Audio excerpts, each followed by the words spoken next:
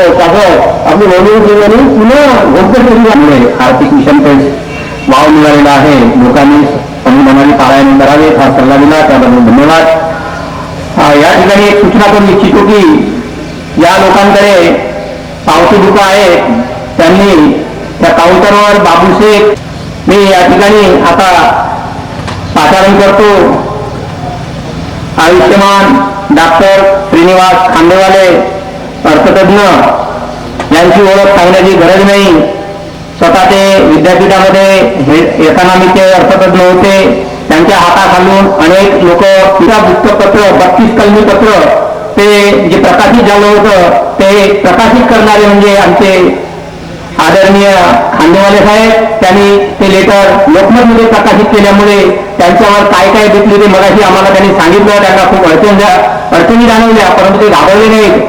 त्यांच्यावर कोर्टामध्ये खटला सुद्धा बुजवलेला आहे. ते कसे सामोर गेले ते त्यांनाच माहीत आहे. मगाशी त्यांनी आम्हाला ही गोष्ट सांगितली, तर मी त्यांना इथे पाचारण करतो, त्यांनी या विषयाला न्याय द्यावा.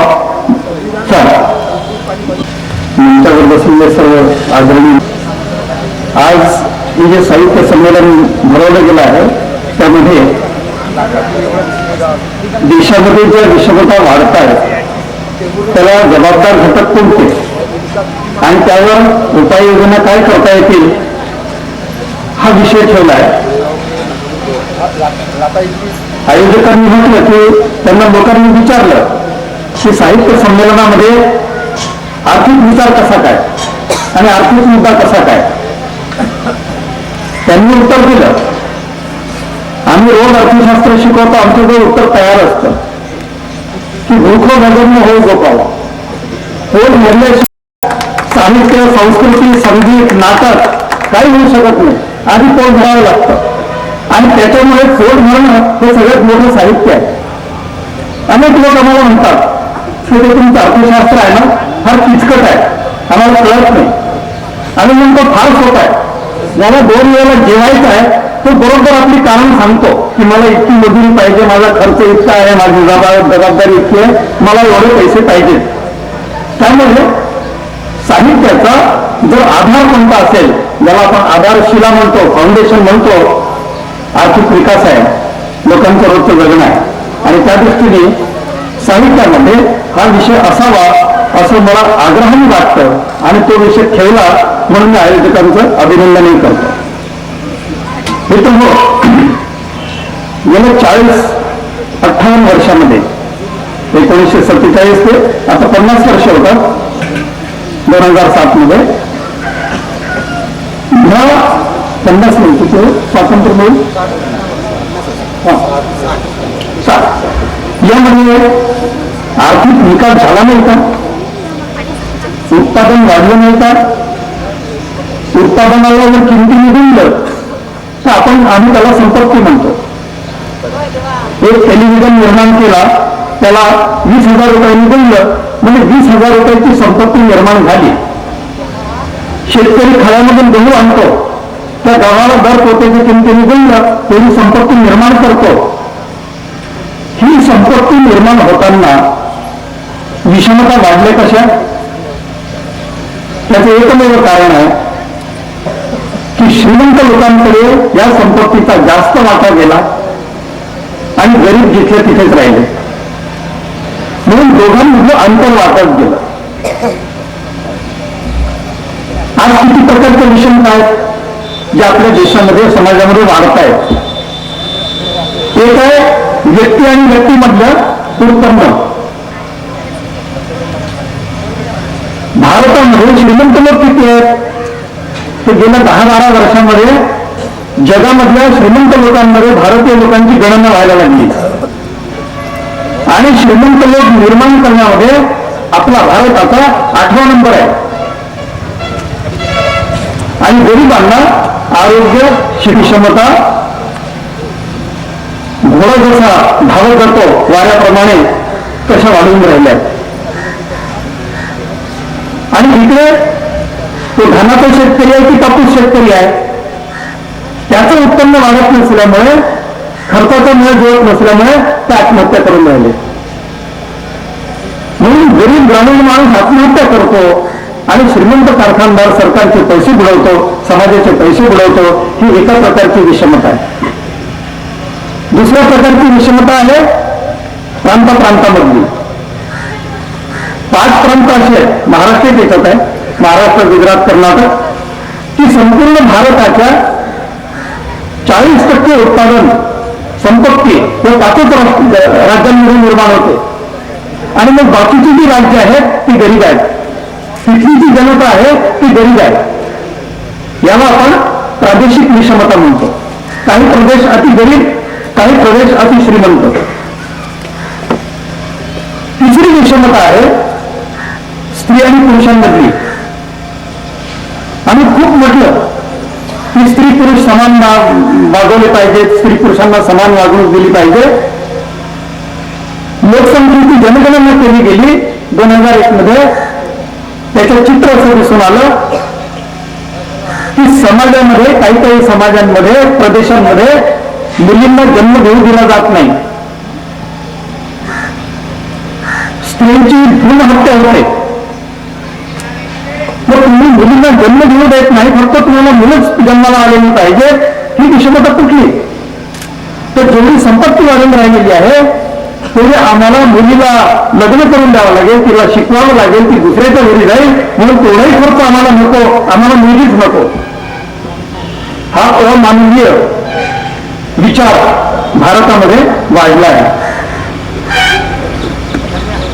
आणि डॉक्टरला सल्ला दिला जातो की आमच्या या बाईला तपासून घ्या आणि मुलगा आहे की मुलगी आम्हाला सांगा.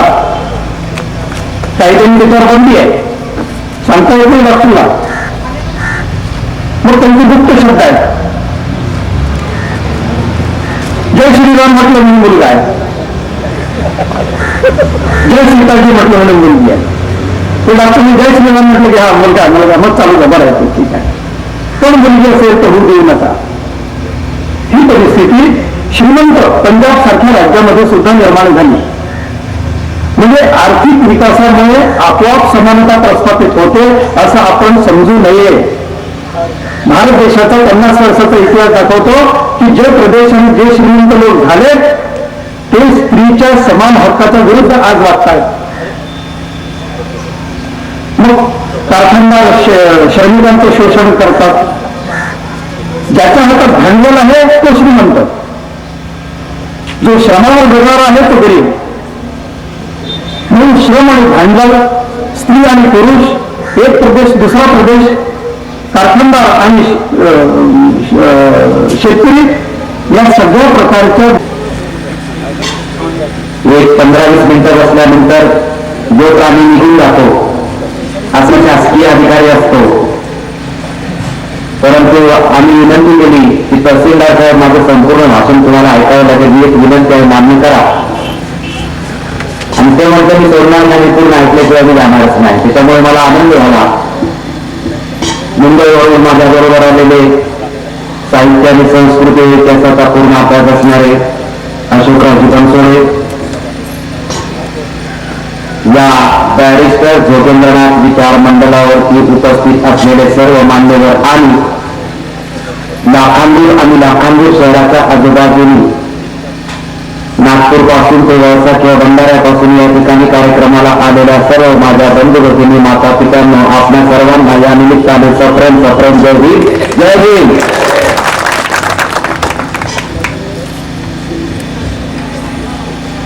विषयाला सुरुवात करणं थोडं चॅलेंजिंग गोष्ट झालेली आहे. कारण कानेकरांना इथं ऑब्जेक्शन देऊन मोकळे झालेले आहेत लोक. कानेकरांना फक्त मला एवढं सांगायचं की हे तुमचं पहिलं ऑब्जेक्शन नाही. मी 2000 साली हा पहिल्यांदा विषय मांडला, पण 91 साली हे पण केलं होतं. पण म्हणजे समजतं ना, पण म्हणजे आपल्या गावचा शब्द त्यामुळे होतं, चांगल्या भाषेमध्ये त्याला संकल्प असं म्हणतात की मी पण केलं होतं 1991 साली, ज्यावेळेस या देशामध्ये नवीन अर्थव्यवस्था बाबासाहेबांनी बनवलेल्या अर्थव्यवस्थेच्या जागेवरती नवीन अर्थव्यवस्था आली आणि तेव्हापासूनच आमची दुर्दशा कशा पद्धतीने सुरू होणार हे वाचल्यानंतर मी पण केलं होतं की मला आता माझ्या चळवळीच्या मंचकावरती हा विषय आणल्याशिवाय मला गत्यंतर नाही. परंतु 91 सालापासून 2000 सालापर्यंत हा विषय मी चळवळीच्या मंचकावरती आणण्याचा प्रयत्न केला, पण 9 वर्ष चळवळीची एकही संघटना मान्य करायला तयार नव्हती. आणि मला तर म्हटलं तू तर ऍडव्होकेट लॉ कॉलेजमध्ये शिकवणारा आहे, त्याच्यामुळे तू कॉन्स्टिट्यूशनवर चांगलं बोल, कारण कॉन्स्टिट्यूशन लिहूचा विषय आहे. पण 2000 साली कल्याणमध्ये साहित्य संमेलन झालं आणि कल्याणमधल्या साहित्य संमेलनामध्ये राजा राणे साहित्य संमेलनाचे अध्यक्ष होते. परंतु आयोजकांमध्ये मात्र आमची मित्रमंडळी येते. आयोजकांना मी सांगितलं की प्रत्येक साहित्य संमेलन किंवा प्रत्येक कार्यक्रम आल्यानंतर मी मला एवढं बघणार, आर्थिक विषयावरती जर झालं तर बघणार, एखादं सत्र ठेवता आलं तर बघणार. पण 9 वर्ष मात्र पुढे ऐकायला तयार नव्हतं.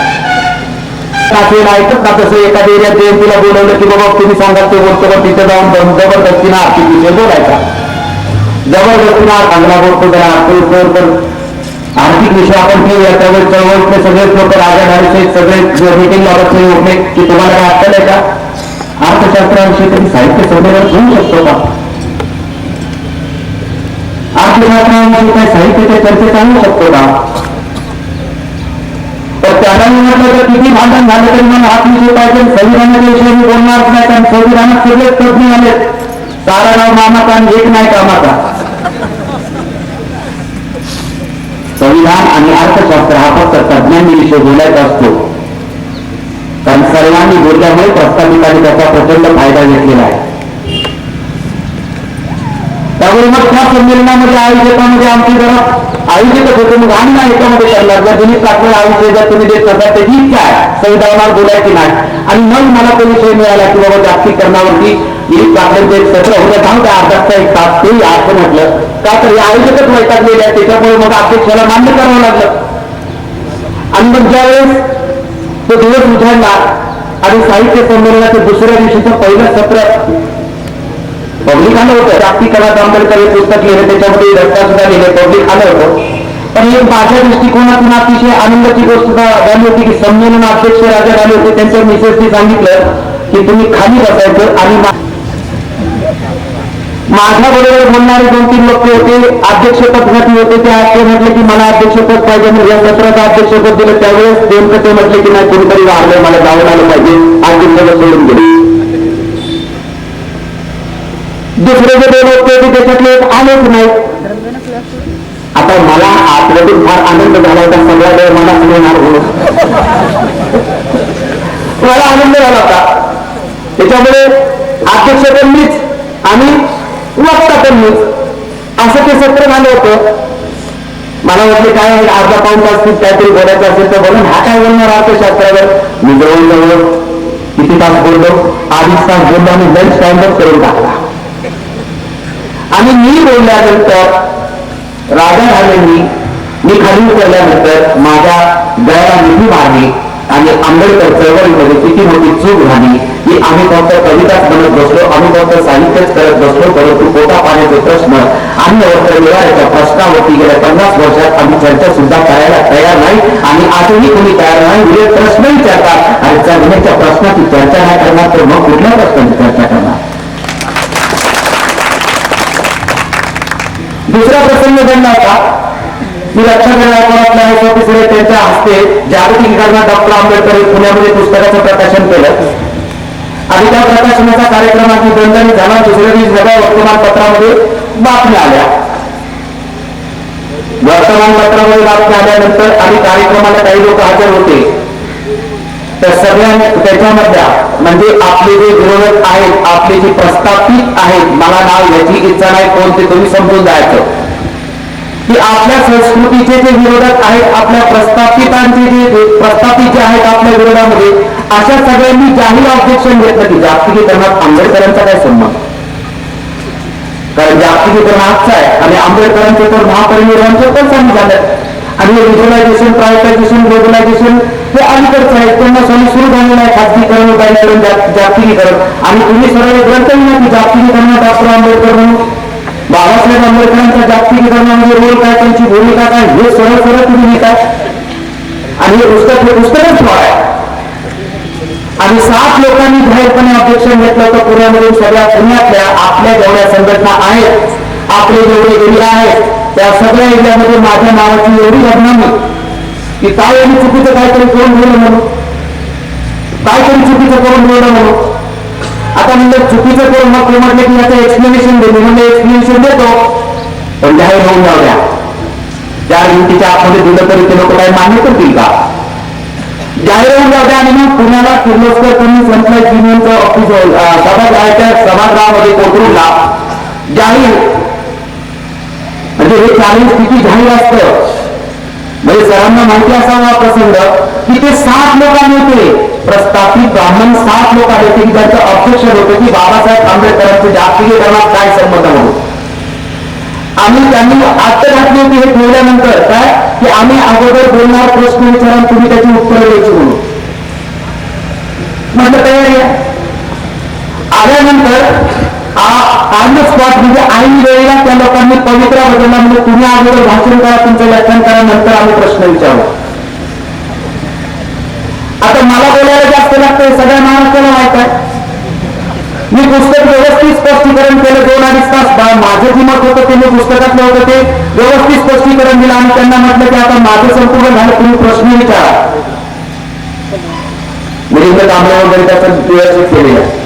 तुम्ही प्रश्न विचारा. तर मग प्रश्न विचारायला सांगितल्यानंतर कुठे पण प्रश्नच विचारायचं, प्रश्नच विचारायला त्यांना माहित केली. एक 15 मिनिटं गेले तरी कुणीही प्रश्न विचारायला तयार नाही. पण कामायला म्हटलं तुम्ही बोला, आणि एवढं सुद्धा आपण केलेलं आहे.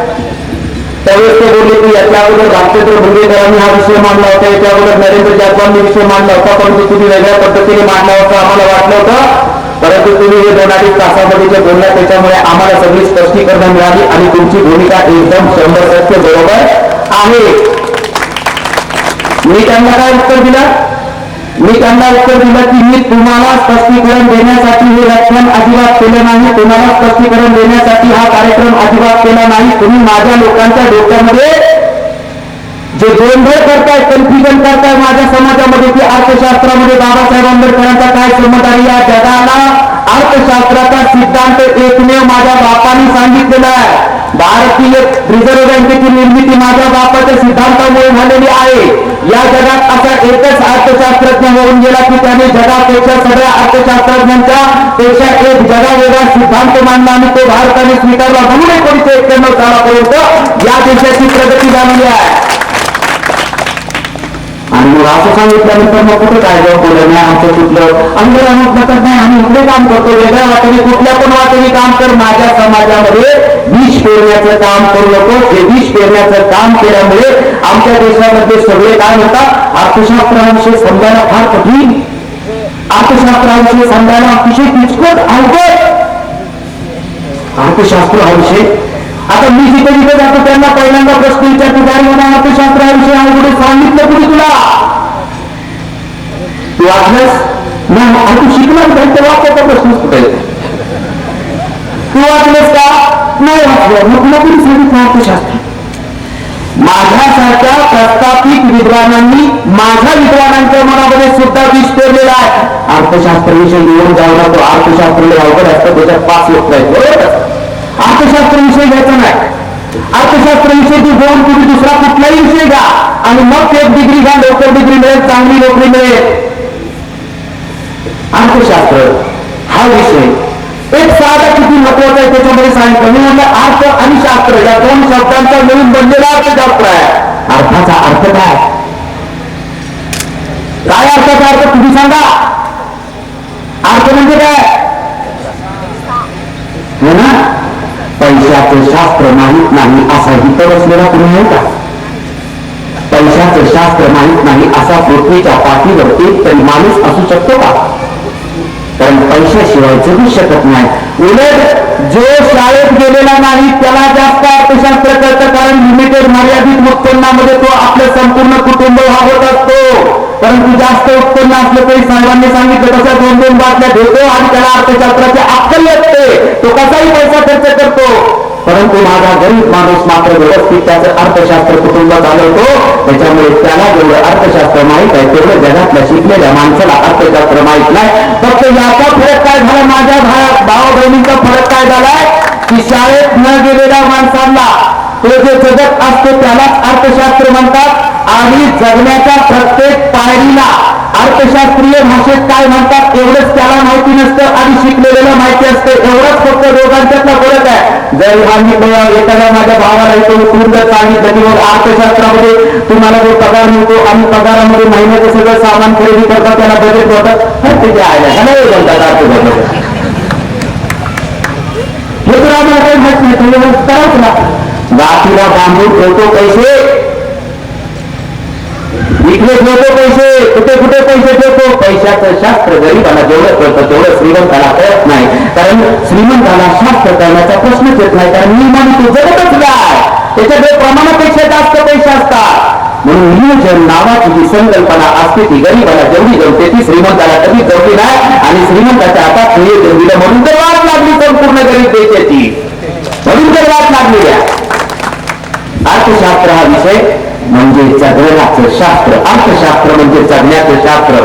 ज्या शास्त्रामध्ये अन्न वस्त्र निवाऱ्याच्या प्रश्नांची चर्चा केली जाते, ज्या शास्त्रामध्ये जगण्यासाठी लागणाऱ्या प्रत्येक वस्तूची यादी केली जाते, ज्या शास्त्रामध्ये जन्मापासून मृत्यूपर्यंत जगण्यासाठी लागणारी प्रत्येक गोष्ट त्याची यादी केली जाते आणि जगण्यासाठी लागणाऱ्या सगळ्याच गोष्टीची ज्याच्यामध्ये यादी केली जाते आणि त्याची चर्चा केली जाते त्यालाच तर अर्थशास्त्र म्हणतात.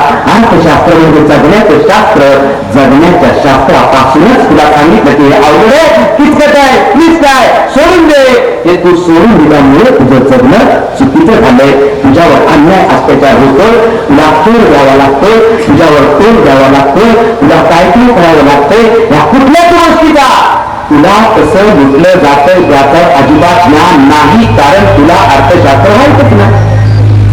या देशाला लुटले जाते त्याला एकमेव कारण या देशातल्या बहुजनांनी जर अर्थशास्त्राचा अभ्यास करायला सुरुवात केली तर या देशातल्या एकाही बहुजनाला लुटण्याची इथल्या 15% प्रस्थापितांची हिंमतच होऊ शकत नाही. पण मला कसा लुटतो हे पहिले मला माहिती झालं पाहिजे. बाळला मला लुटायला लागले असे झालेच माझ्या याच्यामध्ये भरलेला होत कुठे गेला. सर्व्हिस टॅक्स घेतोस तू, पगारातून पैसे घेतोस, पण याचा हिसाब किताब कोण विचारायचं. हर्षद नेतापासून दिल्लीपर्यंत करोडो रुपयाला लुटलेले हे पैसे तर गरिबांच्या खिशातले आहेत. सगळे प्रस्थापित लुटत असतील आणि एकालाही कुठल्याही प्रकारची शिक्षा होत नाही आणि कुंपणानेच पूर्णपणे शेत खाल्ले आहे. परंतु तुमचं शेत कसं खातात हे ज्या दिवशी तुम्हाला कळेल त्या दिवशी तू तुझ्या शेतामध्ये कुणालाही शिरू देणार नाहीस आणि तू तुझ्या घरामध्ये सुद्धा कुणालाही शिरू देणार नाही. पण जोपर्यंत अर्थशास्त्र हा विषय तू समजावून घेणार नाही तोपर्यंत मात्र तुला काहीच करणार नाही. म्हणूनच तर माझा बाप अर्थशास्त्र मिळाला होता. माझा बाप अर्थशास्त्रज्ञ काढायला MA, PhD, DSc, LLD, DLIT, बारातला जगातल्या उच्च मानांकित पदव्या मिळवून जुलै 1923 साली बाबासाहेब आंबेडकर आले आणि वैष्णवी समिती स्थापना केली. बाबासाहेब आंबेडकरांच्या 7 डिग्र्यापैकी 5 डिग्र्या या अभ्यास करून घेतलेल्या 2 डिग्र्या सन्माननीय आहेत. डॉक्टर ऑफ लॉ, LLD आणि DLIT या 2 पदव्या सन्माननीय आहेत. 5 जून 1952 बाबासाहेब आंबेडकरांना डॉक्टर ऑफ लॉ ही अमेरिकेच्या कोलंबिया विद्यापीठाने दिलेली पदवी आहे. दुसरी उस्मानिया विद्यापीठाने दिलेली साहित्याची पदवी दिलेली आहे. बाकी MA, PhD, MSc, DSc आणि बारातल्या या 5 डिग्र्या आहेत. बारातला ही उदरनिर्वाहासाठी बाबासाहेब आंबेडकरांनी कायद्याची डिग्री घेऊन वकिली केली आणि बाकीच्या MA, PhD, MSc, DSc या 4 डिग्र्या डॉक्टर बाबासाहेब आंबेडकरांनी अभ्यास करून घेतलेल्या अर्थशास्त्र विषयाचा आहे. त्यामुळे बाबासाहेब आंबेडकरांनी अभ्यास केला होता. तो बाबासाहेब आंबेडकरांनी अभ्यास हा संपूर्ण अर्थशास्त्राचा केला होता आणि हे सुद्धा आम्ही सगळं डॉक्टर नजरेसमोर असून सुद्धा माझ्या जनतेला लवकर करणार नाही म्हणून बाबासाहेबांनी लिहून ठेवलं की का केला म्हणून. कारण शेवट सांगितलं म्हणून पण एवढं पण सांगावं त्यांनी माहिती होतं आपलं आपण काय नाही त्याच्यावरती चांगलं म्हणत होतं. त्यामुळे बाबासाहेब आंबेडकर ज्यावेळेस केळकर गुरुजींनी बाबासाहेब आंबेडकरांना विद्यार्थी दशेमध्ये बळदेच्या साहेबराव गायकवाडांच्याकडे घेऊन गेला आणि केळकर गुरुजींनी विनंती केली होती की हा मुलगा हुशार आहे याला परदेशी जाण्यासाठी स्कॉलरशिप द्या. त्यावेळेस साहेबराव गायकवाडांनी एक सहज प्रश्न इंटरव्ह्यू म्हणून विचारला होता की भीमराव परदेशात जायचं म्हणतोस पण परदेशात जाऊन कोणते शिक्षण घेणार आणि काय करणार. त्यावेळेस प्रत्येकाने कागदात लिहून ठेवण्यासारखे शब्द बाबासाहेब आंबेडकरांचे आहेत आणि कुणाची हिंमत होणार नाही की अर्थशास्त्राविषयी चर्चेचा नाही, साहित्य संमेलनाचा नाही आणि जगण्याचं शास्त्र चर्चा नाही करणार तर मग दुसरी कुठली. अगोदर पोट का अगोदर लोक हा प्रश्न विचारा. अगोदर पोटाची गरज आहे का अगोदर डोक्याची गरज आहे. बुद्धाची, बाबासाहेबांची, कुणाची चळवळ असू द्या, कुणाचे तत्वज्ञान असू द्या, पोट भरल्याशिवाय नाही. पोट भरल्याशिवाय कुठलीही चळवळ नाही, पोट भरल्याशिवाय कुठलंही तत्वज्ञान नाही. मग ती जगातलं कितीही श्रेष्ठ असू द्या. तथागत भगवान गौतम बुद्धांनी सुद्धा आनंदाच्या गोष्टीतून सिद्ध करून दाखवलं की झाडाखाली बसलेल्या माणसाला जोपर्यंत तू त्याच्या पोटात काहीतरी टाकणार नाही तोपर्यंत तुझा तो एक शब्द सुद्धा ऐकणार नाही. आहे ना सर्वांना माहिती. महात्मा फुल्यांचं उदाहरण घेतलं तर तुमच्या लक्षात येईल की महात्मा फुल्यांनी शेतीवरती किती शेतीचा क्रांतिकारक म्हणतात. अन्न वस्त्र निवाऱ्याच्या प्रश्नावर ब्रिटिश शोषण मानणारा आणि या जगामध्ये पाण्याचा प्रश्न तुमच्यासाठी सांगतो. नद्या जोडण्याचा प्रकल्प कुणीही या देशामध्ये क्रेडिट देत असेल, पण जगातल्या नद्यांच्या पाण्याचा उपयोग कसा करायचा आहे क्रांती फुल्यांनी सांगून गेलं ब्रिटिशांना. त्याच्यामध्ये ते आहे सगळं. आता कुणीतरी त्याचा फायदा घेत असेल तर ती गोष्ट वेगळी, परंतु माझे महापुरुष आहेत यांनी या जगाला जेवढं अर्थशास्त्र सांगितले तेवढं कुणीही सांगितलेलं नाही. आणि नेमकं त्याच्यापासूनच मला वंचित ठेवलं जात आहे.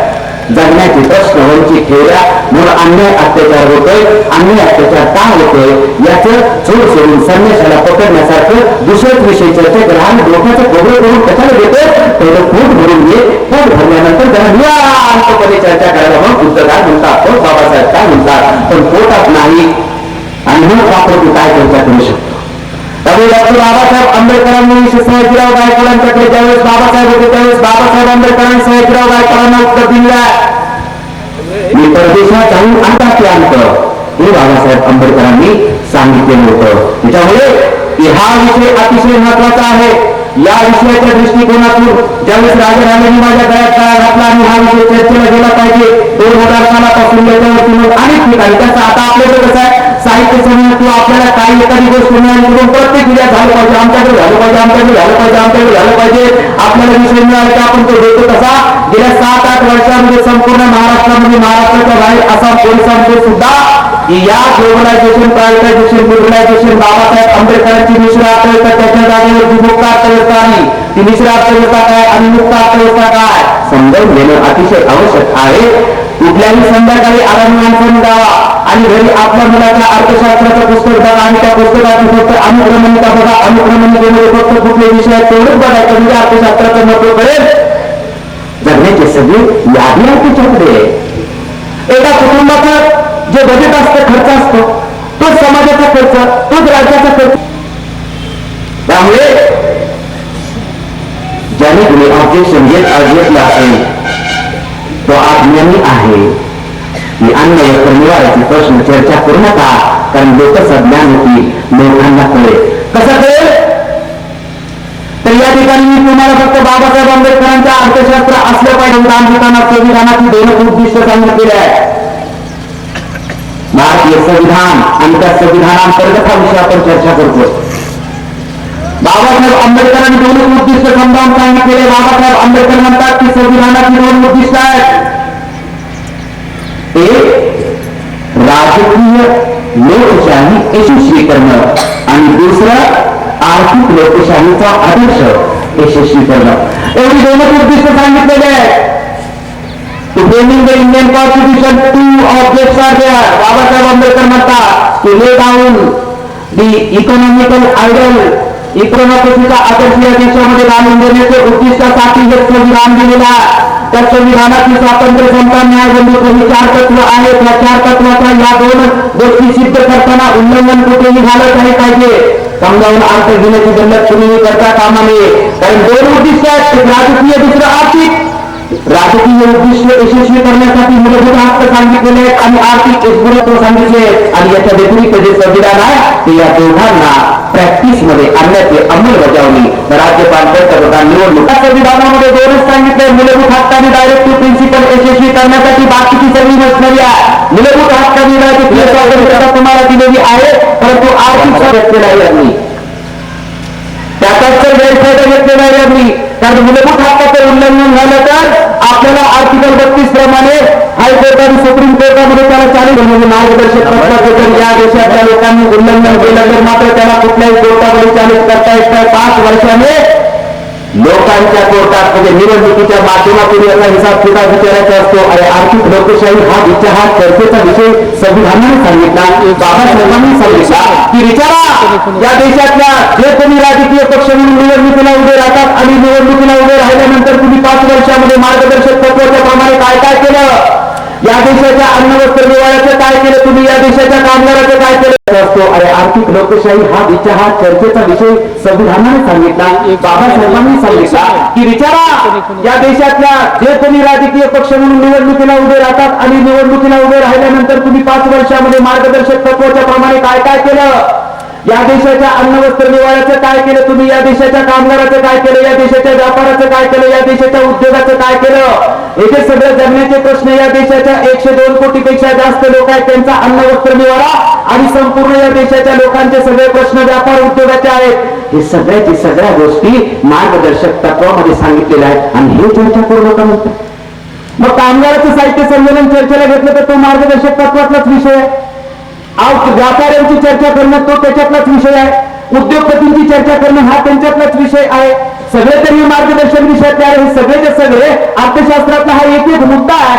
आम्ही मात्र चर्चा करायला लागलो की हा विषय चर्चा करू नका आणि याच्यातला लोकनावा प्रत्येक घटक चर्चा करायला लागला की त्याच्या टीव्हीला मोठमोठ्या तुम्ही व्हिज्युअल आणि ऑडिओ सगळ्या तुम्ही दाखवता आणि सामान्य रोजर मात्र प्रबोधित झाला नाही पाहिजे, त्याला माहिती नाही मिळाली पाहिजे. हा कुठला न्याय.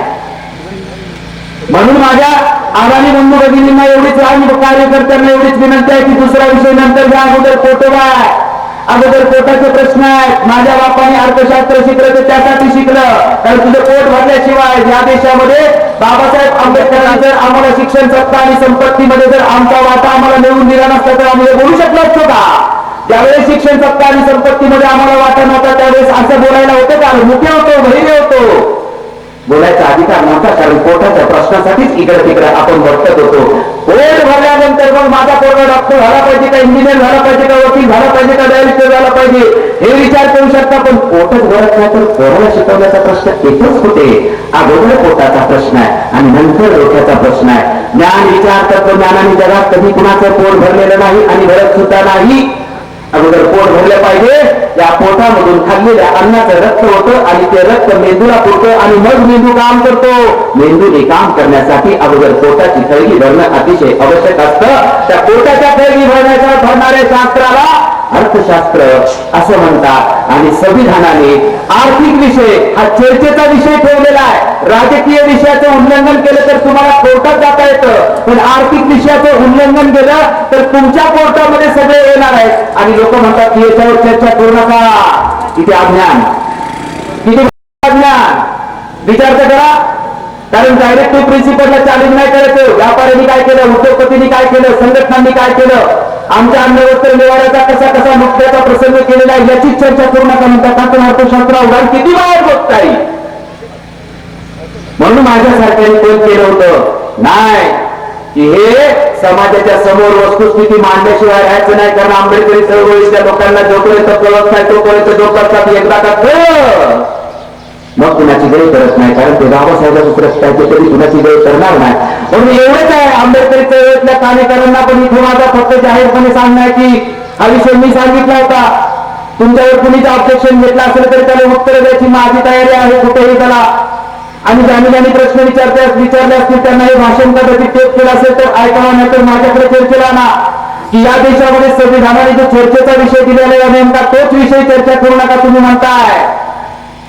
नाहीतर माझं भाषण मी त्याचे भाषण त्यांना दाखवा, त्यांचं ऑब्जेक्शन आहे आणि त्यांनी ऑब्जेक्शन असेल तर समोर असं होतं. ज्यांच्या 4 भिंतीच्या आत नाही तिकडे वर राहून प्रश्न विचारा, इकडे वर राहून उत्तर देतो, होऊन जातं जनतेच्या न्यायालयात का. तर मार्गदर्शक तत्व बाबासाहेब आंबेडकरांनी सांगितलं की मार्गदर्शक तत्वाची चर्चा ही जनतेच्या न्यायालयात प्रत्येक 5 वर्षांनी झाली पाहिजे. हे अधिकृतपणे संविधानात सांगितलंय. जनतेच्या न्यायालयामध्ये मार्गदर्शक तत्वाची, आणि मार्गदर्शक तत्व म्हणजे आर्थिक तत्व आहे, तर जनतेच्या न्यायालयात प्रत्येक 5 वर्षानंतर ही तत्व चर्चेला गेली पाहिजे. आणि लोक म्हणतात की साहित्य संमेलन आता काय बोलायचं, लोक काय बोलायला आपलं जाताने आपलं सोड कशाला त्याला फक्त संज्ञान करू सोडायचं. त्यामुळे आपण बाबासाहेब आंबेडकरांनी जे अर्थशास्त्रज्ञ होते आणि या देशाचं संविधान 2 वर्ष 11 महिने आणि 17 दिवसात 395 कलमाचं 22 भागात विभागलेलं जे संविधान आहे, या संविधानामध्ये काय टाकलेलं आहे ते तुम्हाला सांगितलं, परंतु याचे इम्प्लिमेंटेशन बाबासाहेब आंबेडकरांनी कशा पद्धतीने केलं की तो तथागत भगवान गौतम बुद्धाचा स्वातंत्र्य, समता, न्याय, बंधुत्व ही चार तत्व आहे. संविधान सभेमध्ये बाबासाहेब आंबेडकरांनी सांगितलं होतं की फ्रान्सच्या राज्यक्रांतीतल्या बुर्झवा पेटीतून घेतलेली ही चार तत्व नाही, 2500 वर्षाच्या तथागत भगवान गौतम बुद्धाच्या तत्वज्ञानातून घेतलेलं हे चार तत्व माझी आहेत आणि त्या चार तत्वावर आधारित हे संविधान निर्मिलेलं आहे. त्या संविधानामध्ये प्रत्येक शब्द हा तथागत भगवान गौतम बुद्धाच्या तत्वज्ञानाचं प्रतिबिंबित केलेला आहे. आणि तुम्ही म्हणताय त्याची चर्चा करू, अर्थात हे संपूर्ण संविधानातला प्रत्येक शब्द हा तथागत भगवान गौतम बुद्धाच्या तत्वज्ञानातून प्रतिबिंबित झालेला आहे. की बाबासाहेब आंबेडकरांचं कौशल्य होतं, विद्वत्ता होती, ज्ञान होते, की त्यांनी संविधानामध्ये सगळ्यांना पटवून देण्याचं काम केलं. परंतु जाहीर पण संविधान सभेमध्येच करून सांगितलंय की हे तथागत भगवान गौतम बुद्धाच्या तत्वज्ञानामधला आहे. माझ्याकडे बघा आता त्यांचं झालंय, तुम्ही माझ्याकडे बघितलं भाषण कोणासाठी करू. आणि चार तत्वांनी त्या चार तत्वाच्या आधारावरती संविधान सभेमध्ये डॉक्टर बाबासाहेब आंबेडकर सांगतात की हे राजकीय आणि राजकीय लोकशाही कंपल्सरी केलेली आहे. त्यामुळे राजकीय लोकशाही बाबासाहेब आंबेडकरांनी तर त्याचं उल्लंघन केलं तर काय, परंतु बाबासाहेब आंबेडकरांनी आता पहा की आपण ब्रिटिशांचे गुलाम होतो. त्यामुळे संपूर्ण जगामध्ये अर्थव्यवस्था नावाची गोष्ट ब्रिटिश मानेल ते होते. परंतु जग स्वतंत्र झाल्यानंतर या जगामध्ये दोन प्रकारच्या अर्थव्यवस्था निर्माण झाल्या. विद्यार्थ्यांनी चांगलं हे लक्षात घ्यावं सगळं की या जगामध्ये दोन प्रकारच्या अर्थव्यवस्था निर्माण झाल्या. एक अर्थव्यवस्थेला समाजवादी अर्थव्यवस्था म्हणतात आणि दुसऱ्या अर्थव्यवस्थेला भांडवलशाही अर्थव्यवस्था म्हणतात. 1750 नंतर जगामध्ये औद्योगिक क्रांती झाली आणि या औद्योगिक क्रांतीच्या माध्यमातून भांडवलशाही निर्माण झाली आणि या भांडवलशाहीच्या माध्यमातून भांडवलशाही व्यवस्थेवरती आधारलेले जगात अर्थशास्त्र आहे की ज्याला बाबासाहेब आंबेडकर मान्यता देत नाही. ज्याला बाबासाहेब आंबेडकर मान्यता देत नाही. त्याच्यामुळे जगातले रशियाने समाजवादाचा पुढारपण केलं आणि अमेरिकेने भांडवलशाहीचं पुढारपण केलं. बाबासाहेब आंबेडकरांनी रशियाचीही भांडवलशाही स्वीकारली नाही आणि अमेरिकेचीही भांडवलशाही स्वीकारली नाही आणि रशियाचा पण समाजवाद स्वीकारला नाही. डॉक्टर बाबासाहेब आंबेडकरांनी भांडवलशाही आणि समाजवादावरची जी चांगली तत्व तथागत भगवान गौतम बुद्धांनी आपल्या अर्थशास्त्राच्या सिद्धांतामध्ये सांगितलेली आहे ती तत्व समाजवाद आणि भांडवलशाहीची एकत्र करून बाबासाहेब आंबेडकरांनी बुद्धाचा मध्यम मार्ग दिला. त्यालाच मिक्स्ड इकॉनॉमी म्हणतात, त्यालाच मिश्र अर्थव्यवस्था म्हणतात. हा सिद्धांत जगामध्ये नवीन माझ्या बापाने निर्माण करून ठेवला होता 1950 साली संविधानाच्या माध्यमातून. त्याला डायरेक्टिव्ह प्रिन्सिपल म्हणतात. माझ्याच बापाने एकट्याने करून कसा ठेवला होता याला पुरावा पाहिजे असेल तर जगातल्या कुठल्याच संविधानामध्ये मार्गदर्शक तत्व नाही, फक्त आपल्याच संविधानात मार्गदर्शक तत्व आहे आणि त्याचं स्पष्टीकरण सुद्धा बाबासाहेबांनी दिले. जगातल्या कुठल्याही संविधानामध्ये मार्गदर्शक तत्व नाही, फक्त भारतीय संविधानामध्ये डायरेक्टिव्ह प्रिन्सिपल आहे. बाकी जगातल्या सगळ्या संविधानामध्ये फंडामेंटल राईट्स आहेत, मूलभूत हक्क आहेत. आपल्याकडे मूलभूत हक्क आणि डायरेक्टिव्ह प्रिन्सिपल असं दोन्ही आहे. या डायरेक्टिव्ह प्रिन्सिपलला बाबासाहेब आंबेडकरांनी सिद्धांताचं नाव दिलेलं आहे. त्याच्यामुळे बाबासाहेब आंबेडकरांनी समाजवाद घेतलेला नाही. मला त्यांनाही सांगायचं होतं की बाबासाहेब आंबेडकरांनी समाजवाद घेतलेला नाही. बाबासाहेब आंबेडकरांना घटना समितीमध्ये अनेक लोक बाबासाहेब आंबेडकरांना प्रश्न विचारून हैराण करत होते, कम्युनिस्ट आणि समाजवादी लोक, की या भारतीय संविधानातल्या प्रत्येक ठिकाणी समाजवादाचं तत्व दिसतंय परंतु तुम्ही समाजवाद शब्द कुठेच वापरला नाही. भारतीय संविधानामध्ये समाजवाद हा शब्द कुठेही नाही. तुमच्या माहितीसाठी सांगतो, भारतीय संविधानामध्ये समाजवाद हा शब्द कुठेही नाही. म्हणून घटना समितीमध्ये बाबासाहेब आंबेडकरांना प्रश्न विचारते की समाजवाद हा शब्द संविधानामध्ये तुम्ही का वापरत नाही, वापरावा. बाबासाहेब आंबेडकरांनी त्याला उत्तर दिलं नाही. जर प्रत्येक पानावर आणि प्रत्येक ओळीतच तुला समाजवाद दिसत असेल तर मग अजून मी सेपरेट लिहिण्याची काय आवश्यकता आहे. कारण बाबासाहेब आंबेडकरांना फक्त समाजवाद मान्य नव्हता, हेही लक्षात ठेवा. कल्याणकारी राज्याची व्यवस्था स्थापन करणारा राज्य समाजवाद बाबासाहेब आंबेडकरांना मान्य होता, लक्षात ठेवा. कारण जगामध्ये एकमेव असा देश आहे की ज्या देशामध्ये 6-4 जाती आहेत आणि जगातला दुसरा कुठलाही देश आहे त्याच्यामध्ये जातीच नाही. त्यामुळे बाबासाहेबांचं अर्थशास्त्र हे जाती व्यवस्थेवर आधारित आहे आणि जाती इथं जोपर्यंत संपत नाही तोपर्यंत जाती व्यवस्था सोडून तुम्ही दुसऱ्या कुठल्याही गोष्टीवर जर बनवलं तर ते कसं काय या देशाला उपयोगी होणार. त्यामुळे जाती इथल्या जातीवरती आधारित अर्थशास्त्र असलं पाहिजे आणि तिकडचं संपूर्ण जगाचं वर्ग, गरीब आणि श्रीमंत हा वर्ग आहे. आपल्याकडे जात हा मोठा फॅक्टर आहे. त्यामुळे जाती व्यवस्थेचा संपूर्णपणे अभ्यास करून बाबासाहेब आंबेडकरांनी सांगितलं की जगाचं अर्थशास्त्र माझ्या देशाला बिलकुल चालणार नाही. त्यामुळे प्रस्थापित या जगामध्ये कुठल्याही कॉलेजेसमध्ये कुठल्याही विद्यापीठामध्ये जेवढी जगामध्ये अर्थशास्त्र हा विषय आहे त्या विषयी बाबासाहेब आंबेडकरांनी मान्य केलं नाही. बाबासाहेब आंबेडकरांच्या अर्थशास्त्राच्या सिद्धांताचं नाव आहे राज्य समाजवाद. स्टेट सोशलिझम बाबासाहेब आंबेडकरांचा आहे, फक्त सोशलिझम नाही. समाजवादाचं तत्व तुम्ही मत घ्याल, परंतु त्याचं इम्प्लिमेंटेशन कोण करणार हा मोठा प्रश्न आहे.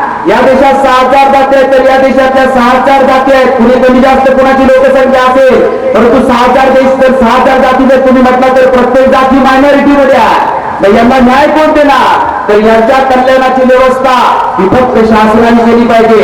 शासन पुरस्कृत सगळ्या अन्नवस्त्र निवाऱ्याच्या गरजा योजना असल्या पाहिजेत.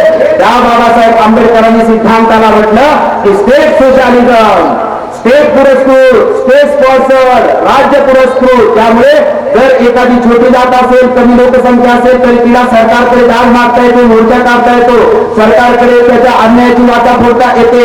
त्यामुळे राज्य सरकार पुरस्कृत संपूर्ण कल्याणाच्या देशातल्या लोकांच्या योजना असल्या पाहिजेत. हा राज्य समाजवादाचा सिद्धांत डॉक्टर बाबासाहेब आंबेडकरांनी दिलेला, फक्त समाजवाद नाही. त्यामुळे मी असं कोल्हापूर महानगरपालिकेने व्याख्यान मागल्यावर लावलं होतं, त्यावेळेस सांगितलं होतं सर्वांना की जगासाठी समाजवाद, भारतासाठी राज्य समाजवाद. तर इथं कुणाच्या तरी एकाच्या हातात सत्ता देता कामा नये. कारण ते विविध जाती धर्मपंथ भाषा असल्यामुळे ज्याच्या हातात सत्ता जाईल, आपण म्हणतो ना की ज्याच्या हातात ससा तोच पारवी होईल. त्यामुळे एखाद्या जातीच्या हातात सत्ता गेली तो त्याचं, एखाद्या धर्माच्या हातात सत्ता गेली तो त्याचं बघत गेल्या 50 वर्षात घडत आहे. म्हणून बाबासाहेब आंबेडकरांची मिश्र अर्थव्यवस्था आहे. या मिश्र अर्थव्यवस्थेने काय केलं? हा जो सिद्धांत या देशामध्ये दिला, 85% बहुजन समाज हा रिझर्व्ह बँकेत कामाला लागला. 85% समाज हा सगळ्या नॅशनल बँकेत कामाला लागला. 85% बहुजन समाज कोर्ट ट्रस्टमध्ये कामाला लागला. 85% बहुजन समाज हा पूर्णपणे सुटाफुटा बॅरिस्टर, इंजिनियर, डॉक्टर, वकील हा झाला. या दुसऱ्या अर्थव्यवस्थेने जो सिद्धांत दिला तो बाबासाहेब आंबेडकरांचा स्टेट सोशलिझमचा सिद्धांताला म्हणतात नॅशनलायझेशन, राष्ट्रीयकरण. राष्ट्रीयकरण हा माझ्या बापाचा एकट्याचा सिद्धांत आहे. तो बाबासाहेब आंबेडकरांनी मिश्र अर्थव्यवस्थेच्या माध्यमातून दिलेला आहे. मिश्र अर्थव्यवस्था म्हणजे काय? तर बाबासाहेब आंबेडकरांनी या देशाचे 2 भाग केले होते. एकाला पब्लिक सेक्टर म्हणायचं आणि दुसऱ्याला प्रायव्हेट सेक्टर म्हणायचं. बाबासाहेब आंबेडकरांचा 100% समाजवादाला विरोध नाही आणि बाबासाहेब आंबेडकरांचा 100% भांडवलशाहीला विरोध नाही. समाजवाद पण असला पाहिजे आणि भांडवलशाही पण असली पाहिजे, राष्ट्रीयकरण पण असलं पाहिजे आणि खाजगीकरण पण असलं पाहिजे. त्यामुळे बाबासाहेब आंबेडकरांचा समाजवाद किंवा बाबासाहेब आंबेडकरांची जागतिकीकरणाची भूमिका किंवा बाबासाहेब आंबेडकरांची अर्थशास्त्रातील सिद्धांत व्यवस्थित समजावून घ्या. जर हा चळवळीच्या पटलावरती विषय आला तर ही चळवळ जोमाने पुढे जाईल. जोमाने एवढ्या पुढे जाईल की 50 वर्षाचा बॅकलॉग भरून काढेल. अरे युनियन कोणी बनवायचे, काम कसं लागतं, कारखान्यात आपण कसा होतो, व्यापार कसा केला जातो, कर कसे आकारले जातात, हे तर माझ्या सामान्य माणसाला माहीत झालं ना. घंटेच्या किती सोपं आहे. उद्योग स्थापन करणं अवघड अजिबात नाही. नाम आहे तोपर्यंत अवघड आहे. व्यापार करणं अवघड अजिबात नाही. उद्योग व्यापार करणारा काय आईच्या पोटातून पैसे घेऊन आला होता का? आईच्या पोटातून पैसे घेऊन नाही आला. आणि खांदेवाडी सरांनी सांगितलं की किती करोड बुडवले. स्वातंत्र्यानंतर जेवढं कर्ज घेतलं या देशातल्या उद्योगपतीने सगळेच्या सगळे म्हणून एमपीएच्या नावाखाली ठेवून दिलेलं आहे. तर मग आम्ही मात्र जर 5,000 कर्ज घेतलं तर घरी डाकू गुंड पाठवतायत. रोज शेतकरी विदर्भामध्ये आत्महत्या करतोय. त्या शेतकऱ्याला फक्त एकच प्रश्न शेतकऱ्यांनी विचारायला पाहिजे की अरे माझं 5,000, 50,000, 1,00,000 रुपये जर मी भरले नाही तर तुम्ही मला आत्महत्या करण्यासाठी प्रवृत्त करता. पण 50 वर्षामध्ये 1.25 कोटीपेक्षा जास्त करोडो रुपये या देशामधल्या उद्योगपतींनी बुडवलं. त्याच्या मात्र कुठल्याही प्रकारचं त्याच्यावरती ऍक्शन नाही. तो उलट ते कर्ज एनपीए मध्ये घालवलं आणि नव्याने पुन्हा कर्ज द्यायला सुरुवात होते. हा प्रश्न महत्वाचा आहे. हा सामान्य माणसाला पाहिजे. तर 3,000, 5,000च्या कर्जासाठी मात्र तुम्ही आमचा गळा धरताय. परंतु 3,000 कोटी आणि 5,000 कोटी ज्यांनी घेतलं त्याला मात्र सन्माननीय पार्लमेंटवर पाठवताय. हा प्रश्न मी विचारायला पाहिजे, माझ्या तरुणांनी विचारायला पाहिजे. तरुणांनी अर्थशास्त्राचा अभ्यास केल्यानंतर माझा समाज मागास का राहिलेला आहे हे माझ्या समाजाला कळेल. मला नोकरी का मिळू शकत नाही हे तोपर्यंत मला कळणार नाही. उगीच परिणामांच्यावर चर्चा करण्यानंतर चळवळीचे प्रश्न सुटत नाही. परिणाम झाला, नोकऱ्या मिळत नाही. का मिळत नाही? पॉलिसी शोधून का? सरकारचं काय उद्दिष्ट आहे? म्हणून बाबासाहेब आंबेडकरांनी मिश्र अर्थव्यवस्था ही 1950 साली संविधानाच्या माध्यमातून घातली. या मिश्र अर्थव्यवस्थेच्या माध्यमातून सर्वप्रथम उद्योगाचं राष्ट्रीयकरण झालं. किती उद्योगाचं राष्ट्रीयकरण झालं? एकही उद्योग राष्ट्रीय नव्हता. एकूण 247 उद्योगाचं बाबासाहेब आंबेडकरांनी राष्ट्रीयकरण केलं. त्या बँकाचं राष्ट्रीयकरण झालं असेल, त्या पोर्टसचं राष्ट्रीयकरण झालं असेल, या रेल्वे राजे महाराजे आणि सरदारांच्या रेल्वे होत्या, त्या सगळ्या रेल्वेचं बाबासाहेब आंबेडकरांच्या नॅशनलायझेशननी पूर्णपणे राष्ट्रीयकरण घेऊन सरकारच्या ताब्यात आलं. आज माझा SC ST OBC हा बहुजन वर्ग रेल्वेमध्ये लाखोच्या संख्येने कामाला लागला, बँकेमध्ये लाखोच्या संख्येने कामाला लागला, oil and natural gas commission मध्ये कामाला लागला. साहेबांनी सांगितलं की पगार किती किती घेऊ लागला, लाखात पगार घेऊ लागला. अरे तू लाखात पगार घेऊ लागला, ही माझ्या बापाच्या नॅशनलायझेशनच्या सिद्धांताची क्रिया केली. त्यामुळे हा बाबासाहेब आंबेडकरांनी राष्ट्रीयकरणाचा सिद्धांत या देशाला घातला आणि ओबीसी बहुजन समाज हा पूर्णपणे 85% या देशातला पूर्णपणे अन्न वस्त्र निवाऱ्याची गरज आपला भागवला. मुलाबाळांना डॉक्टर इंजिनियर वकील करू लागला. अरे कुणी तर फॉरेनला पाठवायला यायला गंमतच मी सांगत असतो नेहमी, कधी प्रत्येक ठिकाणी मला येत अशी एअर इंडियामध्ये इंडियन एअरलाईन मध्ये कामाला लागला. आपल्याकडे बरीच लोक आहेत, नागपूरकडची पण बरीच लोक आहेत. आणि माणसं 7वी शिकलेली कामाला लागली. लोडर मध्ये त्यावेळेस सुरुवातीला काही जास्त शिक्षण लागत नव्हतं. आता घटना उचलाय शिक्षण लागतं का? मला लागतं का? त्यावेळेस लागत नव्हतं, आता लागत असेल. परंतु गाठोडी उचलायला, बॅगा उचलायला काही शिक्षण लागतं का? मग लोडर मध्ये खूप लोक आपले लोडर मध्ये. आता लोडर एअर इंडियामध्ये लोडर करून लागला ना, तरी पण गंमत काय बघा, एअर इंडियामध्ये लोडर माझ्यासारखा ₹15 टेलर आणि लोडर म्हणून कामाला एअर इंडियामध्ये लागलेला आहे. परंतु स्टाफ म्हटल्यानंतर त्याला जगात कुठेही फिरण्याचा पास मिळाला. अगदी अमेरिका, लंडन वगैरे कुठे कुठे कुठे कुठे जाऊन आला आहे. अरे माझ्या बापाने किती किमया मोठी केली की गावाच्या बाहेरून गावात यायला तुला परवानगी नव्हती, पण तुला गावातच काय अख्ख्या जगामध्ये फिरलास तरी तुला कुणीही बंदी घालू शकत नाही. ही बाबासाहेब आंबेडकरांच्या अर्थशास्त्राची किमया आहे. आणि थोडीशी चर्चा करण्यापासून ही बाबासाहेब आंबेडकरांच्या अर्थशास्त्रीय सिद्धांताची किमया आहे, राष्ट्रीयकरणाची किमया आहे. पोर्टस रेल्वेमध्ये सगळ्या ठिकाणी लागला आणि कोण किती मोठा झाला याचा पाडा वाचायची गरज नाही. फक्त इथे सांगायची आवश्यकता आहे की ही व्यवस्था आता 1991 साली संपलेली आहे. राष्ट्रीयकरणाचं खाजगीकरणाची व्यवस्था पुन्हा सुरू झालेली आहे. म्हणून तुला नोकरी मिळत नाही. तुझ्या बापाने जे दिलेलं होतं त्याचं सुरक्षित ठेवण्यामध्ये माझी चळवळ पूर्णपणे अपयशी झालेली आहे. त्यामुळे संविधानाचं तत्व हे अतिशय सुंदर होतं, ते कागदावर आहे, पण प्रत्यक्षात ते पूर्णपणे निकामी करून टाकलेलं आहे. याच्यावर चिंतन करण्याची आवश्यकता आहे. कारण या देशामध्ये आपण म्हटलं 14 वर्षाच्या मुलांना शिक्षण मिळालं पाहिजे. बेरोजगारीचा प्रश्न आहे.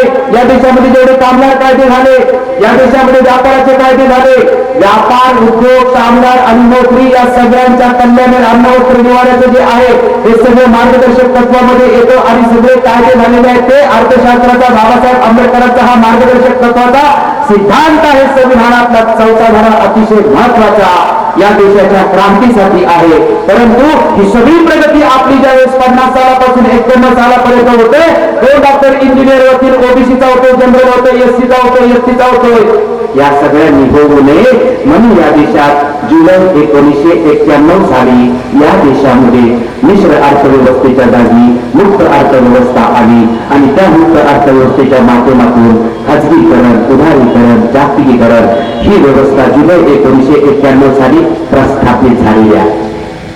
जुलै 1991 साली डॉक्टर मनमोहन सिंग त्यावेळेचे अर्थमंत्री होते आणि पंतप्रधान PV नरसिंहराव होते. या दोघांनी या देशामध्ये ही व्यवस्था इंट्रोड्यूस केलेली आहे. परंतु हिचा इतिहास थोडक्यामध्ये तुमच्या समोर असला पाहिजे. तुम्हाला काही बोलले झाले नाही ना? हा, एवढाच कसं करावं मला किती म्हणतो. तर मला सगळं समजावून सांगायचंय तुम्हाला. आणि कोणी म्हणत असेल की अखंडूरच्या जनतेला काय सांगतो, सकाळपासून आतापर्यंत अर्थशास्त्र ऐकायला बसलेले आहे. संत तुकडोजी महाराजांचा वारसा आहे ना प्रबोधन ऐकण्याचा वारसा कसा काय नाही? लाखांदूरच्या एवढा तर प्रबोधनाचा वारसा ऐकण्याचा दुसरा कुणाचाही नाही. हे तर इतिहासामध्ये मान्य आहे की नाही? त्याच्यामुळे संत तुकडोजी महाराजांना ऐकणारे दिलीप काकडे तर ऐकतीलच का नाही? त्यांचंच पोर आहे, तुमचंच पोर द्या. कसं बोलतोय बघू. दिसतंय आपलं करून स्वतः सुटवडे घातलेला आहे, त्याला शिकलेला आहे, तुमच्यापैकीच येत आहे. त्याच्यामुळे बाबासाहेब आंबेडकरांनी जो सिद्धांत दिला होता तो या देशामध्ये बदलला गेला होता. का बदलला गेला? डॉक्टर मनमोहन सिंगांनी पार्लमेंटमध्ये कारण सांगितले. अर्धवट नॉलेज असता कामा नये. उगीच पुरावर तरी टीका करायची. मी टीका करण्यासाठी सांगत नाही, वस्तुस्थिती समजावून द्यायची. तुझे कुठल्या तरी पक्षात टीका करायची, कुठल्या तरी सरकारवरती टीका करून टाळ्या घ्यायचे दिवस संपलेले. तुझ्या अन्न वस्त्र निवाराचा प्रश्न निर्माण झालेला आणि टीका केला की टाळ्या वाजवायच्या आणि स्वखुशीने आज दुसरा नालायक असला म्हणून तू कसं काय वाईट करशील? दुसरे वाईट असल्यामुळे तू कसं काय चांगला होशील? तू कसं चांगलं व्हायचं याच्यावर सगळी ताकद खर्ची कर. दुसऱ्यावर टीका करण्यासाठी ताकद अजिबात खर्ची करून नकोस. 50 वर्षात तेच करून बसलाय. जेवढी काय टीका करायची होती तेवढी माझ्या बापाने करून मोकळा झालाय. परत परत त्याचं रिपिटेशन करून तुझी ताकद कशाला वाया घालवतोस? त्याच्यामुळे तुझ्या पोटा पाण्याचा प्रश्न आहे तो समजावून घे. डॉक्टर मनमोहन सिंगांनी पार्लमेंटमध्ये सांगितलं होतं की ही व्यवस्था बदलून ही व्यवस्था का आली? बाबासाहेब आंबेडकरांनी जरी अर्थशास्त्राचा सिद्धांत या देशाला मिश्र अर्थव्यवस्थेच्या माध्यमातून दिला तरी या देशाने 1950 नंतर मिश्र अर्थव्यवस्था मात्र यशस्वी होऊ दिली नाही. 6 एप्रिल 1948 ला या देशामध्ये पहिलं उद्योगाची कशी झाली बघा सांगतो तुम्हाला. 6 एप्रिल 1948 मध्ये पंडित जवाहरलाल नेहरू या देशामध्ये पहिलं औद्योगिक धोरण जाहीर करून संपूर्ण देशाचा औद्योगिक विकास करण्याचं इन्फ्रास्ट्रक्चर बनवलं. त्याच्यानंतर 20 एप्रिल 1956 रोजी दुसरी त्याला परवाना पद्धतीचा कायदा होता, लायसन्स ऍक्ट. या देशामध्ये तंबाखूचा धंदा कर, भाजीचा धंदा कर, कुठलाही उद्योग कर, कुठलाही व्यापार कर, लायसन्स काढल्याशिवाय करता येत नव्हता. सरकारच्या परवानगी शिवाय मध्ये इकडचं पान इकडे ठेवायचा अजिबात बाबासाहेब आंबेडकरांनी कुणालाही अधिकार दिला नव्हता. त्याला म्हणतात लायसन्स सिस्टम. त्याला म्हणतात परवानगी दिल्या होत्या. सुंदर गाईडलाईन मध्ये राष्ट्रीयकरणाचे औद्योगिक सांगितलं होतं की खेड्यापर्यंत उद्योग निर्माण झाला पाहिजे आणि बहुजनातला स्थानिक माणूस कारखान्याचा मालक झाला पाहिजे. परंतु भारतामध्ये असं घडलं नाही. भारतामध्ये फक्त 4 राज्यामध्ये महाराष्ट्र, गुजरात, तामिळनाडू, वेस्ट बंगाल एवढ्या 4 राज्यामध्ये लायसन्स दिली गेली आणि एवढ्या 4 राज्यातल्या 4 शहराचा विकास केला. महाराष्ट्रामध्ये मुंबई आहे, पश्चिम बंगाल मधला कलकत्ता आहे, गुजरात मधला अहमदाबाद आहे आणि तामिळनाडू मधलं मद्रास आहे. भारतामध्ये एवढी 4 राज्य ज्यादा लोकसंख्येची का झाली तर या देशामध्ये अख्ख्या देशाची कारखानदारी फक्त एवढ्या 4 शहरामध्ये झाल्यामुळे ही 4 शहरं क्राउडेड झाली आणि अख्खा देश लयाला गेला. कारण तो कामगार जो तो मुंबईला जातो, अहमदाबादला जातो, कलकत्त्याला जातो आणि मद्रासला जातो. या देशाला 4 शहरांचा पर्याय केला का? तर या देशातल्या लोकांनी बाबासाहेब आंबेडकरांचं संविधान सांगत होतं की एका माणसाला एकापेक्षा जास्त कारखाना काढायची परवानगी असता कामा नये. परंतु या देशामध्ये टाटा आणि बिर्ला मी सांगतोय पण याच्यात टीका नाही. हे सरकारच्या पॉलिसीमध्ये सर्व व्यवस्थित केलेलं आहे. मी पुस्तकामधून सुद्धा केलेले आहे. टीका म्हणून घेऊ नका. ही वस्तुस्थिती आहे. मी टीका करत नाही आणि त्या दृष्टीने अजिबात ऐकू नका. वस्तुस्थिती म्हणून ऐका. तर या देशामध्ये ज्यावेळेस 1950 सालापासून लायसन कमिटी नेमली, लायसन द्यायचं एका माणसाला एकच लायसन द्यायचं, एका माणसाला एका ठिकाणावरती एका कारखान्यापेक्षा जास्त लायसन असलेला पाहिजे. एकच दुकान टाकायला लायसन असलं पाहिजे आणि एका शहरामध्ये किती लायसन असावी? भारतातल्या सगळ्या शहरामध्ये कारखानदार निर्माण झाली पाहिजे. असं देऊन 1950 सालापासून 1963 सालापर्यंत या देशातल्या लायसन देणाऱ्या कमिटीला आणि सरकारला लायसन द्यायला सांगितलं आणि 13 वर्ष या देशामध्ये मग त्यांच्याकडे कोणी डोकून पाहिलं आहे. म्हणजे चांगले लायसन देण्याचं काम आणि देशात औद्योगिक विकास करण्याचं काम झालं. 1963 साली पंडित जवाहरलाल नेहरूंनी ज्यावेळेस विचार केला की स्वातंत्र्याच्या नंतर आपण लायसन सिस्टम केली, उद्योगाचे इन्फ्रास्ट्रक्चर टाकण्यासाठी गट नेमलेले आहेत, तर याची प्रगती किती झाली उद्योगाची? देश उद्योग औद्योगिक दृष्टिकोनातून किती प्रगत झाला? 1963 साली डॉक्टर R.K. आदानी यांच्या अध्यक्षतेखाली एक आयोग नेमला. या आयोगाने 3 वर्ष अभ्यास केला आणि 3 वर्ष अभ्यास केल्यानंतर 1966 साली या आयोगाने आपला पार्लमेंटला रिपोर्ट सादर केला. 1966 साली रिपोर्ट सादर झाला होता पार्लमेंटला. Doctor R.K. आदानी त्यांनी पूर्णपणे सांगितलं स्वातंत्र्यानंतर जे परवाना पद्धतीच्या माध्यमातून औद्योगिक धोरण होतं हे पूर्णपणे फ्लॉप ठरलं, अयशस्वी झालं पार्लमेंटमध्ये. तर हे संपूर्ण पार्लमेंट रडून जागे झालं. 1966 साली पंडित जवाहरलाल नेहरूंच्या डोळ्यातून आशू आले होते की खरं हे असू शकतं का? म्हणून कुठल्याही पार्लमेंट मधल्या सदस्यांना हे खरं वाटलं नाही डॉक्टर R.K. आदानींचा रिपोर्ट हा खरा असेल म्हणून डॉक्टर R.K. आदानींचा रिपोर्ट खरा आहे का म्हणून सुनिमल दत्त नावाच्या एका अधिकाऱ्याच्या अध्यक्षतेखाली दुसरी कमिटी नेमली की यांनी जो अहवाल दिलाय तो योग्य आहे की अयोग्य आहे पुन्हा तपासा. त्यावेळेस तो अहवाल 2 वर्षानंतर आला. 1969 साली दुसरा अहवाल ज्यावेळेस आला त्यावेळेस दुसऱ्या अहवालामध्ये सांगितलं की डॉक्टर R.K. हजारेंनी जे सांगितलं होतं ते थोडं दूध सांगितलं होतं, त्याच्यापेक्षा वाईट परिस्थिती आहे. या देशात गरीब राहिला, श्रीमंत झाला. टाटा बिर्लांची आकडेवारी दिली की देशात आणि परदेशात 21 कारखानदारीची लायसन्स या देशामध्ये दिली गेली. ठराविक लोकांनाच लायसन्स दिली गेली, ठराविक उद्योगपतीच निर्माण झाले आणि सत्ता आणि संपत्तीचं केंद्रीकरण झालं असं पार्लमेंटच्या रिपोर्टमध्ये सांगितलं. फक्त गिने चुने लोगों के हाथ में इस देश की सत्ता और संपत्ति चली गई.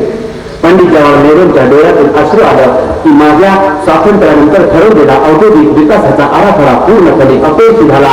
मग याच्यावर उपाय म्हणून 1969 सालामध्ये मोनोपॉली रेस्ट्रिक्टिव्ह ट्रेड प्रॅक्टिसेस ऍक्ट, दत्तदारी नियंत्रणाचा कायदा पंडित जवाहरलाल नेहरूंनी केला आणि पुन्हा याच्यावर नियंत्रण की सत्ता आणि संपत्तीचं केंद्रीकरण झालंय. याच्या पुढे सत्ता आणि संपत्तीचं केंद्रीकरण होऊ नये आणि मग याच्या पुढे केंद्रीकरण न होण्यासाठी सरकारी अधिकाऱ्याला विचारल्याशिवाय व्यापाऱ्याला आणि उद्योगाला इकडची चाचणी इकडे सुद्धा कारखान्यात किंवा दुकानात अजिबात ठेवता येत नव्हती. कारखान्यामध्ये अर्धी सरकारी ऑफिसेस निर्माण झाली होती, व्यापाऱ्याला रोज चेकिंग होती. त्यामुळे पूर्णपणे मक्तेदारी नियंत्रणाचा कायदा केल्यानंतर सरकारच्या परवानगीशिवाय आता काहीच घडणार नाही आहे. अशा पद्धतीने पंडित जवाहरलाल नेहरूंनी केलं. ही 1973 साली पॉलिसी इम्प्लिमेंट झाली, पण 50 ते 73 सालापर्यंत वेळ गेलेला होता आणि 50 ते 73 सालाच्या नंतर पुन्हा 73 ते 80च्या कालखंडामध्ये आपण बघितलं की इमर्जन्सी आली आणि इमर्जन्सीच्या नंतर इंदिरा गांधीच्या नंतर राजीव गांधीचं सरकार आलं. राजीव गांधींच्या सरकारच्या माध्यमातून कुठलीही औद्योगिक पॉलिसी झाली नाही आणि या देशामध्ये 1984 सालानंतर ते 2007 सालापर्यंत या देशामध्ये राजकीय अस्थिरता आहे. कुठल्याही एका पक्षाचं सरकार नसल्यामुळे कुठलीही औद्योगिक पॉलिसी या देशामध्ये फायनलाइज झालेली नसल्यामुळे अस्थिरता पूर्णपणे या देशामध्ये आहे. त्यामुळे 84 साली आपल्या देशावरती कर्ज किती होतं? 84 साली आपल्या देशावरती फक्त $21.03 बिलियन कर्ज होतं. 1990 साली आपल्या देशावरती 101.4 बिलियन कर्ज होतं. याचा लोकसंख्येला भागलं आणि रुपयामध्ये सांगितलं तर 1990 साली आपल्या देशाने एवढं कर्ज काढलं की एका माणसावरती 27 लाख रुपये एवढा देश कर्जाच्या सापळ्यामध्ये पूर्णपणे अडकवून टाकला. आणि मग ही परिस्थिती पाहिल्यानंतर जागतिक बँकेने काय केलं? जागतिक बँकेने बघितलं की 1950 सालापासून 1984 सालापर्यंत जागतिक बँकेने याचा अभ्यास केला. कारण 1984 साली पंतप्रधान राजीव गांधी झाल्यानंतर राजीव गांधींनी जाहीर स्टेटमेंट पंतप्रधान झाल्यानंतर केलं होते की या देशात 100 रुपयाची योजना असेल तर 85 रुपयाचा भ्रष्टाचार होतो आणि 15 रुपये फक्त योजनेवर खर्च होता. आणि जगातल्या जागतिक बँकांनी सगळ्या जागतिक सावकारांनी याची नोंद घेतली. त्यावेळी 100 रुपयाची योजना असेल तर 15 रुपये खर्च होतात आणि 85 रुपयाचा भ्रष्टाचार होतोय. त्यामुळे जागतिक बँकेने सांगितलं की थांबलं पाहिजे, IMFने सांगितलं की थांबलं पाहिजे. का? या देशात व्यापार वाढला म्हणून सांगतायत ना, त्या देशात व्यापार वाढला. या देशामध्ये 1950 सालापासून 2007 सालापर्यंत तुम्ही बघा व्यापार वाढलेला असला म्हटला तरी आपलं कर्ज कधी कमी होऊ शकत नाही. का? तर आपला व्यापार जरी वाढला तरी आपली आयात वाढते आणि आयातीपेक्षा निर्यात ही गेल्या 50 वर्षामध्ये फक्त 2 वर्षे इमर्जन्सीचा काल सोडला तर कायमस्वरूपी आयात जास्त आहे आणि निर्यात कमी आहे. त्यामुळे ती उधारी तुमची कायमस्वरूपी 50 वर्ष वाढतच गेलेली आहे. आणि मनमोहन सिंगांनी पार्लमेंटमध्ये सांगितलं की देश पूर्णपणे कर्जाच्या सापळ्यामध्ये अडकलेला आहे. पूर्णपणे कर्जाच्या सापळ्यामध्ये देश अडकलेला आहे. देश बहुराष्ट्रीय कंपन्यांच्या सापळ्यामध्ये पूर्णपणे अडकलेला आहे. आणि ज्यावेळेस ही परिस्थिती 1984 साली राजीव गांधीच्या स्टेटमेंटने आले पाहिजे. 1985 साली जागतिक बँकेने भारताच्या अर्थव्यवस्थेचा अभ्यास सुरू करायला सुरुवात केली. जगातल्या अर्थशास्त्रज्ञांनी भारताची अर्थव्यवस्थेचा अभ्यास करून या अर्थव्यवस्थेतून आपलं कर्ज कसं परत मिळेल या दृष्टिकोनातून 5 वर्ष अभ्यास करून ते जागतिक बँकेला दिला. आणि जागतिक बँकेने 30 नोव्हेंबर 1990 ला अँडरसन नावाचा जागतिक बँकेचा अधिकारी आहे. या अँडरसन नावाच्या अधिकाऱ्याच्या सहीने भारताला पत्र दिलं. तो 30 नोव्हेंबर 1990 चा दिवस भारताला दिवाळखोरी डिक्लेअर केली. भारताच्या स्वातंत्र्याच्या नंतर भयानक परिस्थिती भारतासमोर. 7 महिने भारताला खाली मान घालून या जगापुढे राहावं लागलं. 30 नोव्हेंबर 1990 ला ज्यावेळेस अँडरसनने पत्र दिलं जागतिक बँकेने सांगितलं आणि या जागतिक बँकेच्या कंडिशन आहेत, या कंडिशन जर तुम्हाला मान्य असतील तरच याच्या पुढे आम्ही कर्ज देऊ. जसं जागतिक बँकेने 30 नोव्हेंबर 1990 ला पत्र पाठवलं तसं जगातल्या इतर सगळ्या देशांनी भारताला कर्ज देणारे होते. त्या सगळ्यात कर्ज देणाऱ्या देशांनी सांगितलं की जागतिक बँकेच्या कंडिशन दिल्या पाळल्या तरच आम्ही तुम्हाला उधार देऊ आणि कर्ज देऊ, नाही तर आम्ही देणार नाही. ही परिस्थिती निर्माण नोव्हेंबर पासून जुलै 1991 सालापर्यंत ही परिस्थिती होती आणि अशा परिस्थितीत पंतप्रधान झाले होते चंद्रशेखर पंतप्रधान झाले होते आणि पंतप्रधान चंद्रशेखरांनी 52 आमदार त्यांच्या पाठीशी होते. राजीव गांधीचा बाहेरून शपथ होता. एक पंतप्रधानाचा होऊन गेला की त्या पंतप्रधानाला पार्लमेंटमध्ये कुठलाही विषय ठेवता येत नव्हता, कारण कमीत कमी 55 खासदारांचा पाठिंबा असल्याशिवाय पार्लमेंटमध्ये कुठला विषय ठेवता येत नाही. म्हणून अर्थव्यवस्थेचा कसा ठेवणार? त्याच्यामुळे चंद्रशेखर पंतप्रधान झाल्यानंतर सगळ्या एस ऑफिसरनी विचारलं की देशाला कर्ज कुणी द्यायला तयार नाही, उधार वस्तू द्यायला तयार नाही. आपल्याकडे आपण कसं म्हणतो तेव्हा आता दुकानदार काय उधार द्यायला तयार नाही आणि सावकार तर कर्ज द्यायला तयार नाही. अशी देशाच्या समोर 7 महिने परिस्थिती होती आणि अशा काळात पंतप्रधान चंद्रशेखर झाले होते.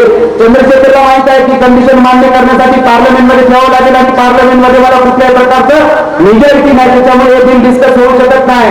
म्हणून सगळे आयएस ऑफिसर गेले आणि चंद्रशेखरांना विचारलं की आता काय करायचं, आपल्या तिजोरीत एक पैसा नाही, खायचं कसं, ते जगायचं कसा. चंद्रशेखरांनी सांगितलं काय चिंता करू नका, आता माझं एवढं वय झालं, मला या देशाचा अनुभव आहे. ज्यावेळेस या देशातल्या खेड्यापाड्यात तुम्ही कधी फिरलाय का? खेड्यापाड्यात गेल्यानंतर ज्यावेळेस आपल्याला खायला प्यायला नसेल त्यावेळेस आपल्याकडे 2 पर्याय असायचे. काय तर आपल्याकडे काय पिण्याची भांडी असते, ती घाण ठेवायचं आपण, त्या मोठं करायचं सावकाराकडे विचारायचं. त्यामुळे घाण ठेवायचं. तसं 332 टन आपल्या देशाच्या सोने तिजोरीमध्ये होतं. याच्यातलं 20 टन सोनं चंद्रशेखरांनी जागतिक बँकेला विकलं आणि $400 बिलियन आणून आपल्या देशाला जगवण्याचा प्रयत्न केला. पण या देशामध्ये भ्रष्टाचाराची अशी परिस्थिती, खाण्याची अशी परिस्थिती आहे. त्यामुळे पूर्ण तिथे संपलं. परत सांगितलं चंद्रशेखरला मग परत काय करायचं, तर परत सोन्याशिवाय पर्याय नाही. पुन्हा 47 टन पण मग ते विकू नका, मारतील लोक आपल्याला.